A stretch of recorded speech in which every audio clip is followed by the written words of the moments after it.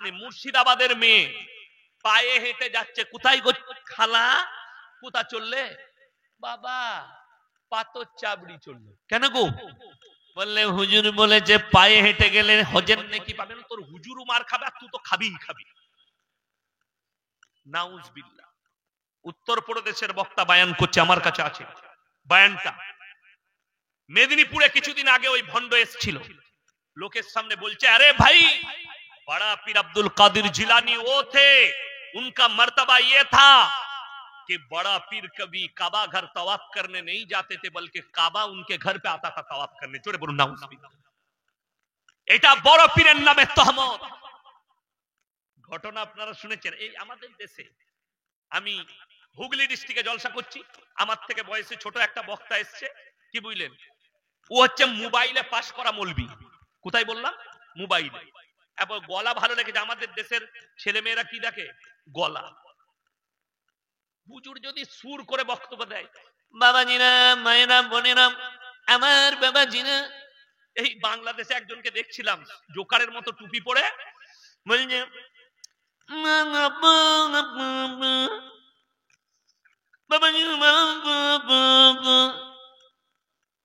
আস্ত পাগল গরু গাধা।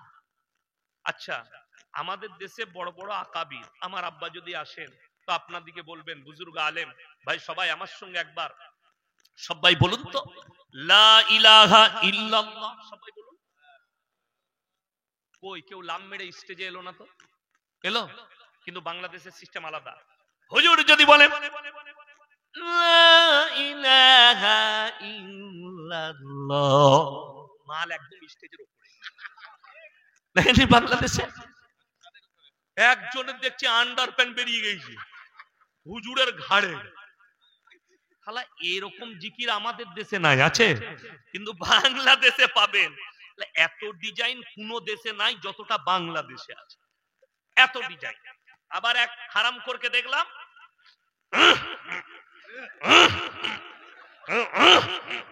শালা এই জিকির হয়? আশ্চর্য জিকির। আমাকে মাঝে মাঝে ভয় লাগে, কি বলেন আল্লাহ, এই জিকিরটা হাদিসে কোরআনে কোথাও দেখি নাই, কিন্তু বাংলাদেশে আছে। এরা সব বাউল বুষ্টম।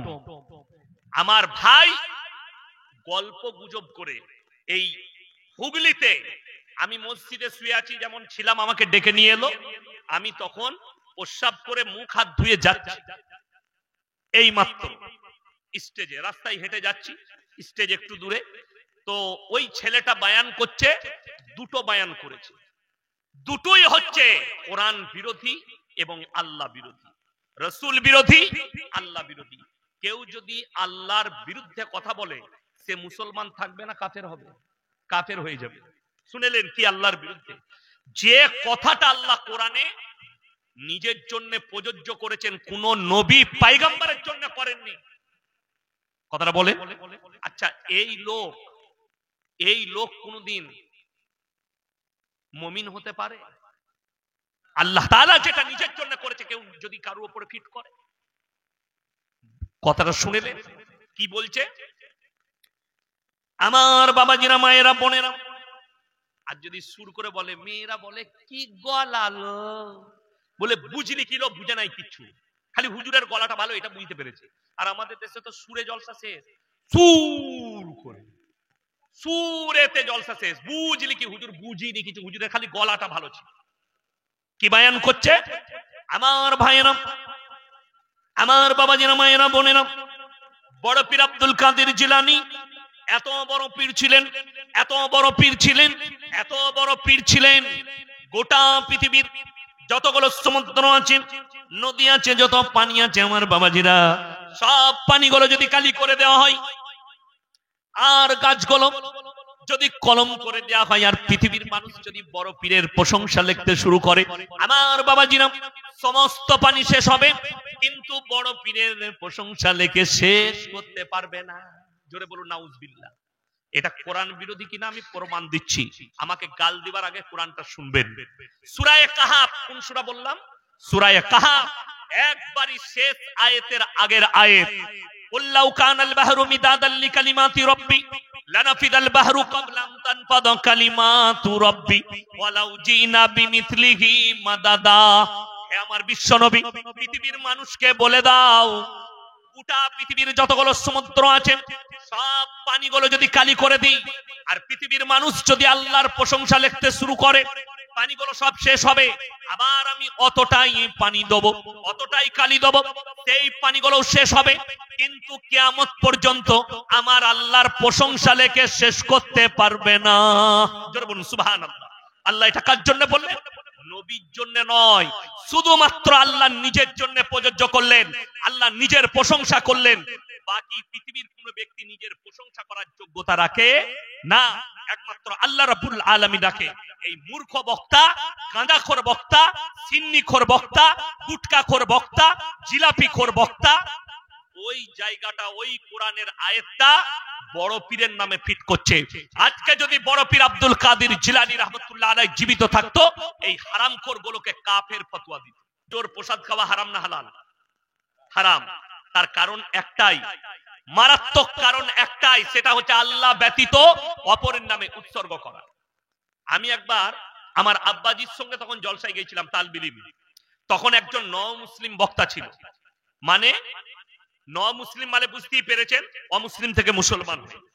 তিনার নাম ছিল আব্দুর রাজ্জাক রাদ মেদিনীপুরি, খুব সুন্দর বাবনদের ছেলে ছিলেন, তিনি ইসলাম কবুল করেছিলেন। আমি আমাদের মাদ্রাসায় একবার আমার আব্বাজি এনেছিলেন জলসায়, আমি দেখেছি খুব ভালো কথা বলতেন, আল্লাহওয়ালা লোক। চিনেন না? আল্লাহওয়ালা লোক, ইনিও চিনেন আমার ভাইজান। তো তিনি বক্তব্য দিচ্ছেন, আব্বাজি স্টেজে গেল, আমি সাথে গেলাম কিরাত পড়ার লেগে। তো তিনি লাস্টের দিকে বলছেন যে পুজোর প্রসাদটা মুসলমানদের এই জন্য খেতে নেই, সেখানে গোবর আর মুতে ছিটে দেওয়া হয়। তো আমার আব্বাজি বললে, ভাইজান আপনি বসবেন। আব্বার বয়সী লোক, বলে কেন? বলে আপনি একবার বসুন।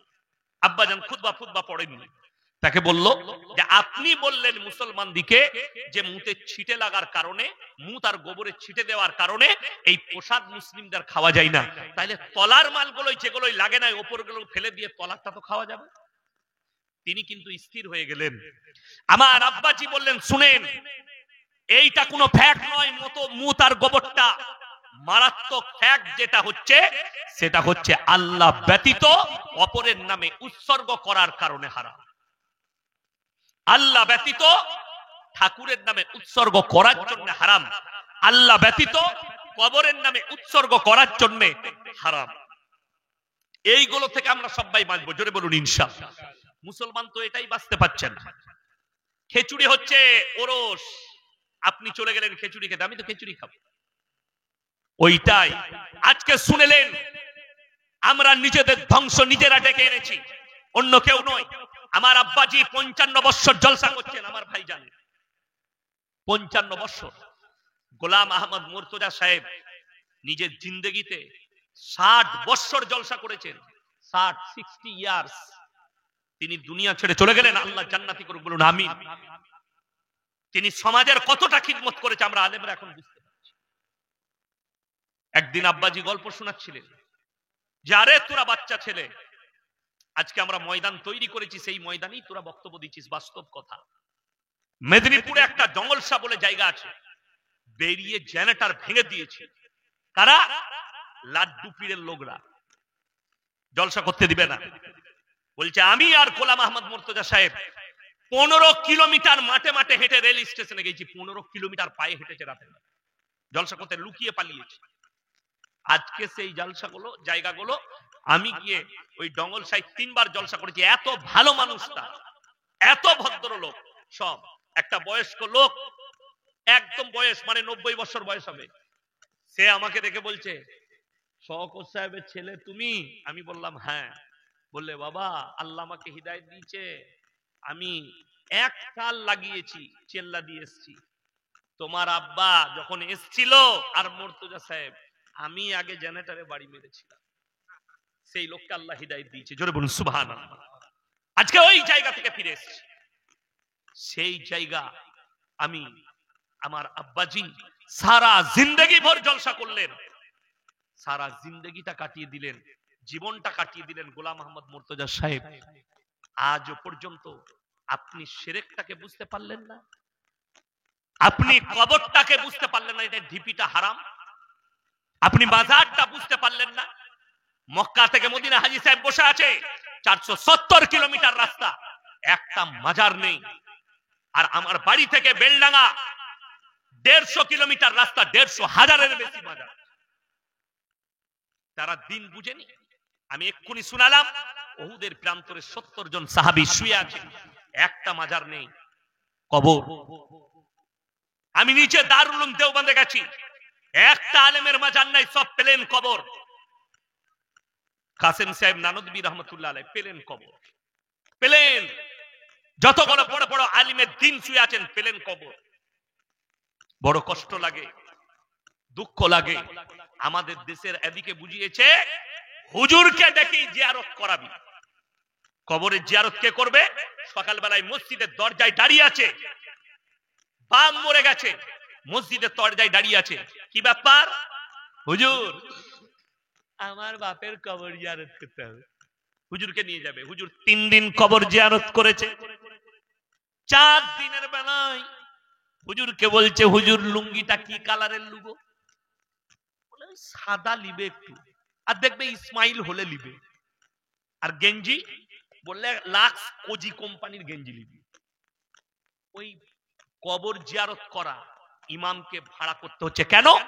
আর সব থেকে ভাগ্যবান বাবা তারা যারা মৃত্যুর আগে একটা নেক সন্তান রেখে গেল, যে বাপ মরে যাওয়ার পরে বাপের কবরটা জিয়ারত করবে, কোনো মৌলবি ভাড়া করতে হবে না। আপনি ভেবে দেখুন, আপনি মারা গেছেন, আপনার সন্তান যদি কবর জিয়ারত করতে যায়, সেই ছেলে বাপের জন্য যখন কাঁদবে, আল্লাহ আমার বাপ শুয়ে আছে এই কবরে, আমার বাপের কবরটাকে সুখময় বানিয়ে দাও, আমার বাপ যদি কোনো অন্যায় করে থাকে আল্লাহ ক্ষমা করে দাও। রিওয়ায়েতে আছে, হাদিসে, চোখের পানিটা গালে গড়ানোর আগে আল্লাহর বারগাহে কবুল হয়ে যাবে। জোরে বলুন সুবহানাল্লাহ। অথচ আপনি একটা নেক সন্তান তৈরি করে যেতে পারলেন না, যে আপনার জন্য নামাজের পাটিতে কাঁদবে, যে আপনার জন্য কোরআন পড়ে দোয়া করবে, যে আপনার জানাজার নামাজটা পড়াতে পারবে, এরকম সন্তান আপনি তৈরি করতে পারলেন না। আপনি কত দুর্ভাগ্যবান। আপনার ছেলে ডাক্তার হয়েছে, তা কি হয়েছে? তাকে এতটা ইলম দেন, সে যেন মুখে দাড়ি রাখে, 5 ওয়াক্তের নামাজি হয়, আর বাপ মরে গেলে বাপের জানাজাটা যেন পড়াতে পারে। ইমাম সাহেবকে বলবে, ভাই হক তো আপনি ইমাম আপনারই, কিন্তু আমার মনের ইচ্ছা, আমি সবই জানি, আমাকে একটু আমার বাপের জানাজাটা পড়াতে দেন। কথাটা বুঝতে পারেন? কত ভাগ্য ভালো সেই বাপে। আমার ভাই, আপনাদিকে অনুরোধ করে বলছি, সবাই শিরিক থেকে বাঁচবেন। জোরে বলুন ইনশাআল্লাহ। একবার জীবনে চুরি করে ফেলেছেন, আল্লাহর কাছে ক্ষমা হয়ে যাবে ক্ষমা চাইলে। আপনার দ্বারা জিনা হয়ে গেছে, আল্লাহর কাছে কেঁদে কেঁদে ক্ষমা চাইবেন, আল্লাহ ক্ষমা করে দিবে। কিন্তু কেউ যদি জেনে বুঝে জিদ করে শিরক করে, শিরকের গুনাহ আল্লাহ মাফ করবেন না। ইন্না শিরকা লাযুলমুন আযীম। আমি আল্লাহ ইচ্ছা করলে সব পাপ ক্ষমা করে দেব। কেউ যদি জেনে বুঝে শিরক করে, সেই গুনার ক্ষমা হবে না। আল্লাহর যে আসন, আল্লাহর যে শক্তি, সেই শক্তি আর কারুর আছে? আপনি ভেবে দেখুন, যদি কবরে চাদর চড়ানো জায়েজ হতো, আল্লাহর রাসূলের কবরটা আসমান পর্যন্ত হিরে মতি মুক্ত চাদরে ঢেকে যেত, ঠিক? রাসূলের কবরে জায়েজ নেই, পৃথিবীর আর কোন মৌলবি মুল্লা পীর ফকিরের কবরের জন্য জায়েজ হবে না। আল্লাহর নবীর কবরে সিজদা নেই, পৃথিবীর আর কোন মৌলবি মুল্লা পীর ফকিরের কবরে সিজদা চলবে না। আল্লাহর রাসূলের কবরে ভালো মন্দ চাইতে পাবে না, পৃথিবীর আর কোন মৌলবি মুল্লা পীর ফকিরের কবরে তুমি ভালো মন্দ চাইতে পাবে না। এইটাই হচ্ছে দুঃখ। অথচ আরো ঘটনা শুনেলেন, বাবাজি নাম একজন ব্যক্তি বিয়ে করেছেন। বিয়েটা কাকে করেছেন? একজন হাফিজে কোরআনকে। এই আয়েশা সিদ্দিকায় হাফিজে কোরআন তৈরি হয় না, হয় না? মেয়েরা হয়। কত মেয়ে পড়াশোনা করছে। কি বলছে? একজন হাফিজে কোরআনকে সাধারণ লোক বিবাহ করল। যখন বাসর রাতে গেছে, তখন তার স্ত্রী বললেন, তুমি আমাকে কেমন করে স্পর্শ করবে, যেহেতু আমি হাফিজে কোরআন, আমার মধ্যে কোরআন আছে, তুমি আমার উপরে কি করে চাপবে? এখন মায়েরা শুনছে, নাহলে হারাম করে আমি উত্তর দিতাম। কথাটা বলে, আমাদের মধ্যে ইলম আছে না নাই?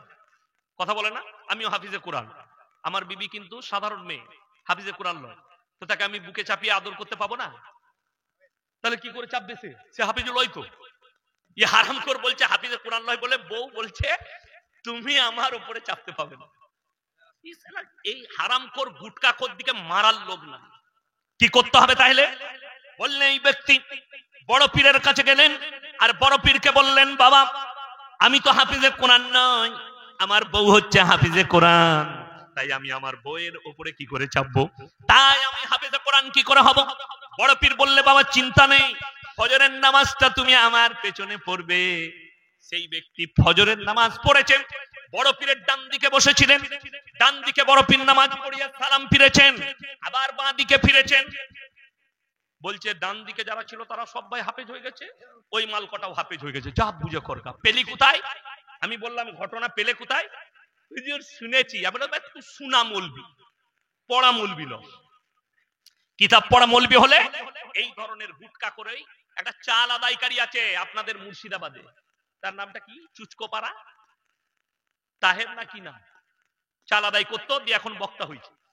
তাহের রিজভি বলে না গুনাহ হবে। এই যতগুলো আছে না জিলাপি খোর, এই ঘটনাগুলো বলছে ও মুসলিমরা হাসছে আমাদের উপরে, টোল করছে। যে আশ্চর্যের বিষয়, একটা বাচ্চা 1 বছর লাগে 6 মাস লাগে কোরআনে হাফেজ হতে। ভেবে দেখুন। আচ্ছা বলুন, রসুলের মর্যাদা বেশি না এর বড় পীরের মর্যাদা বেশি? তাড়াতাড়ি বলুন। রসুলের মর্যাদা বেশি।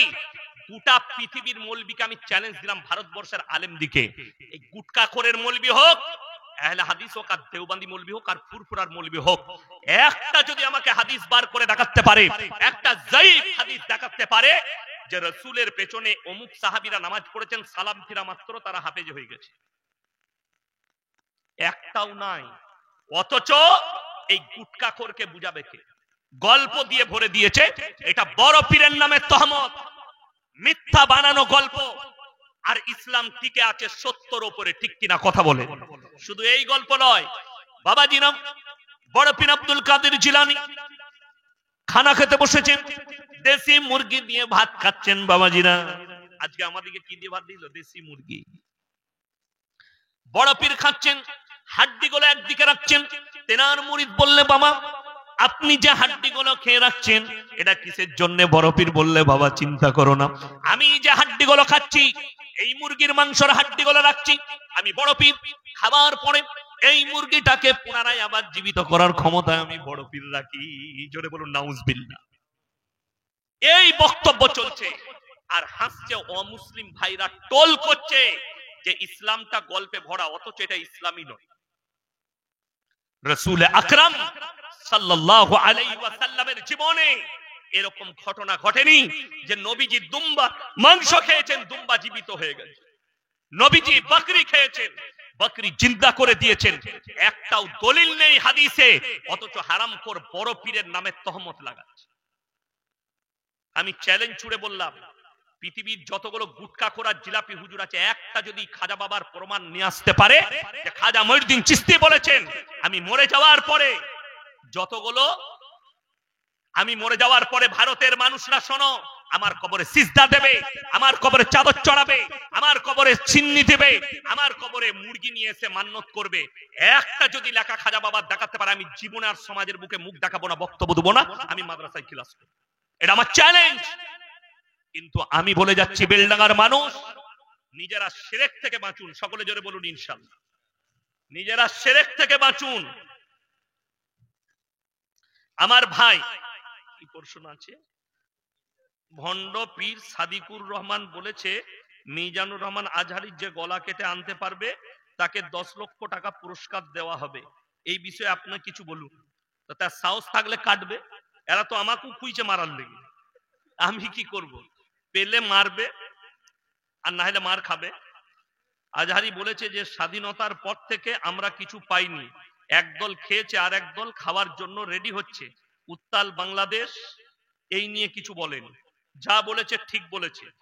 শুনেলেন, 1 টাকা যদি কেউ রাজত্বের পয়সা অন্যায় ভাবে কওমের পয়সা খায়, আল্লাহর কাছে হিসেব লাগবে। আমাদের দেশের লোক মনে করে নেতা হওয়া খুব সহজ, আমি জিতে গেলাম, আমি নেতা হয়ে গেছি, আমি আমার মন মর্জি মতো চালাবো। শুনেলেন, বেশিরভাগ নেতা এই যুগে জাহান্নামে যাবে খালি অন্যায় ভাবে মালকে আত্মসাৎ করার কারণে। এটা মাথায় রাখবেন। আজকে কষ্টটা বলে দিই। বেলডাঙ্গা বাজারে একটা ছেলে পকেট থেকে 10 টাকা চুরি করেছে, তাকে গাছে বেঁধে পিটালো। বলে কেন?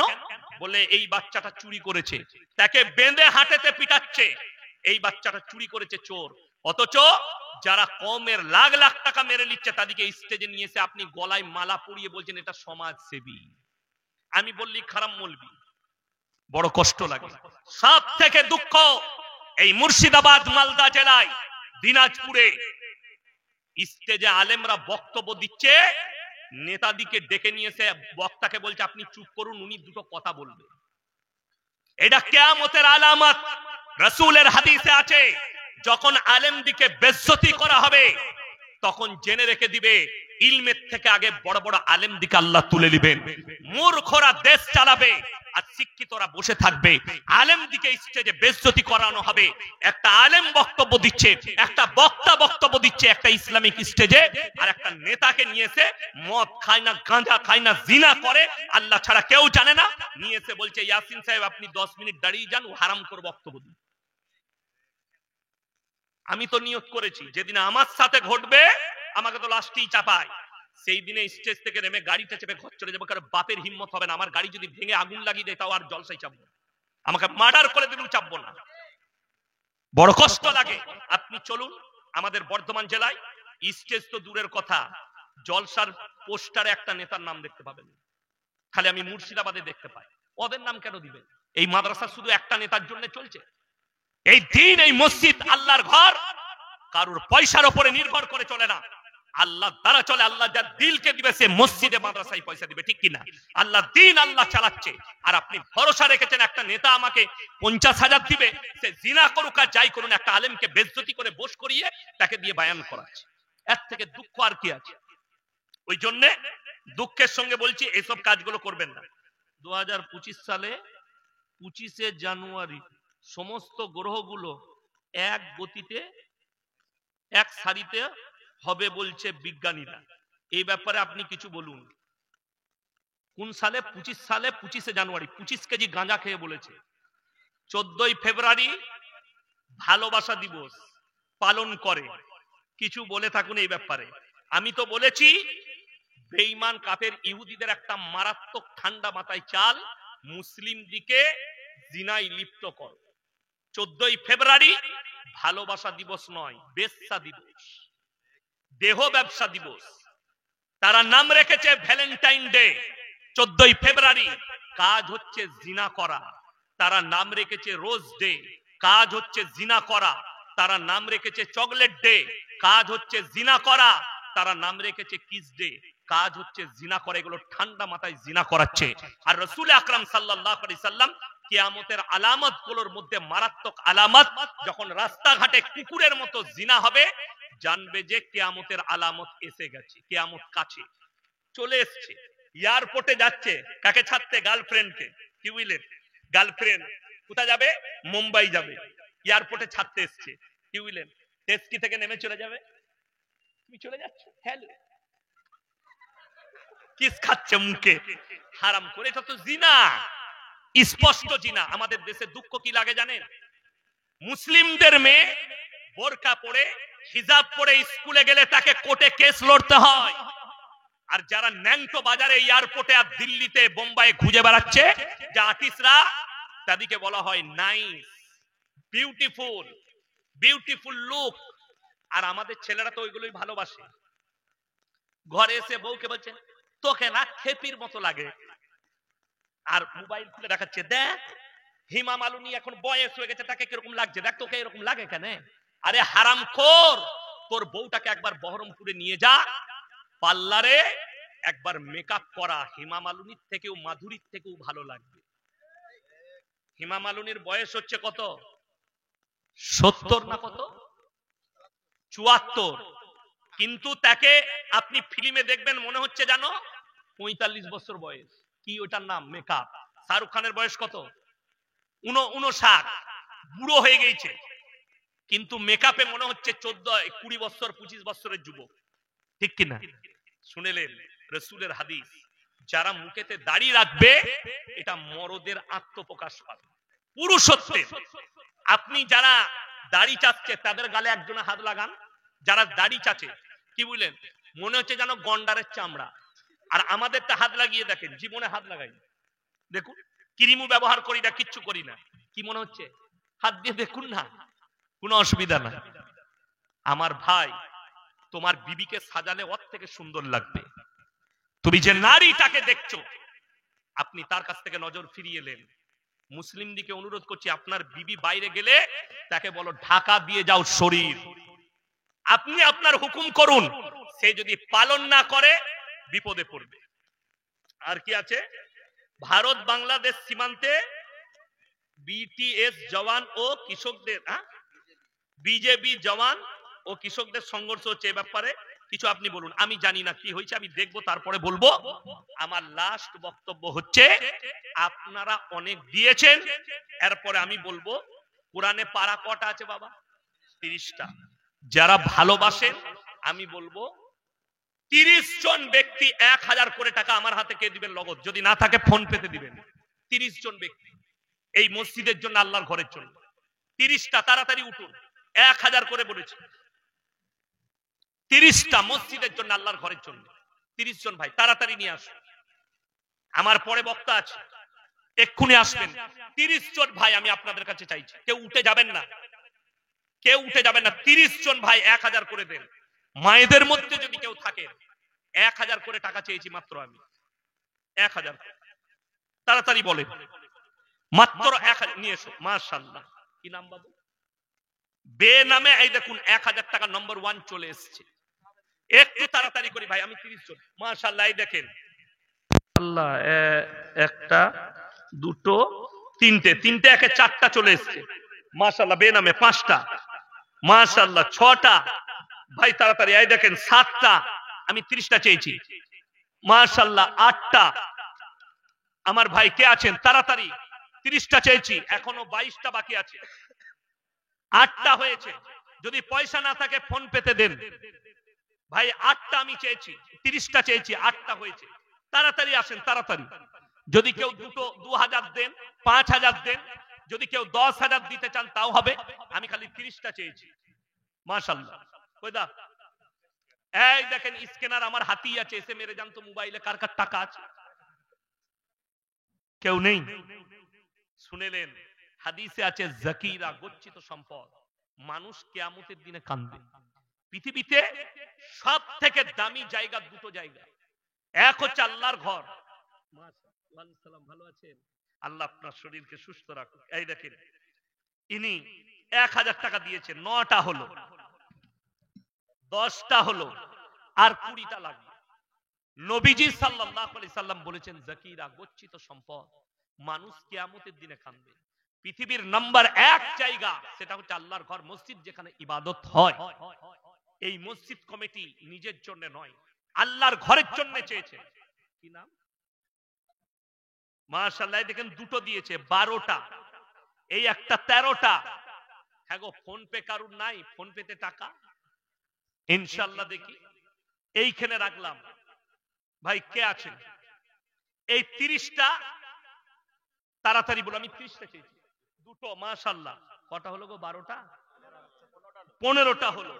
মাশাআল্লাহ। আর 15টা লাগবে মাত্র। মায়েদের মধ্যে কে আছেন স্বামীর জন্য, সন্তানের জন্য? শুনেলেন, এই টাকাগুলো যারা দিচ্ছেন, লগত নেকি আপনার জন্য রইল। যদি কেউ বাপ মায়ের নামে দেন, সন্তানের নামে দেন, এটা লগত। এখানে লিয়াই, তো বোর্ড লাগানো আছে। আংটিগুলো তো দারুণ লাগাইছি রে, শাশুড়ি দিয়েছে। 17টা হলো। মাশাআল্লাহ। ভাই কে আছেন? একটু 17টা হলো, আর মাত্র 13টা লাগবে। আর 13টা কে কে আছেন? 13টা কে কে আছেন? তাড়াতাড়ি বলুন। চলে এসছে, মোল্লা চলে এসছে, বক্তব্য রাখবে। আমার ভাই, আমি সময় বেশি নেব না, অল্প সময়ে জলসা শেষ হবে। কি বুঝলেন? আর উনি শেষ করার পরে আর একটা বক্তা রাখবো, ও সারা রাত চালাবে। ওটা আমার খুব কাছের মানুষ। কই সে? কই? ওই দেখেন, ও আবার আমার ছেলে। ও বলেছে, আমার বেটা তো নাই, আল্লাহ তাআলা ওর হায়াতে বরকত দেখ, বলুন আমিন। মাশাআল্লাহ। এই দেখেন 18টা হলো, আর মাত্র 12টা লাগবে। মাশাআল্লাহ। এই দেখেন 19টা এলো। আরে তুমি এসো না এখানে, তবে তোমার মুখটা দেখে একটু মুলাকাত করব। ও অন্য কেউ দিবে, নিয়ে যাও।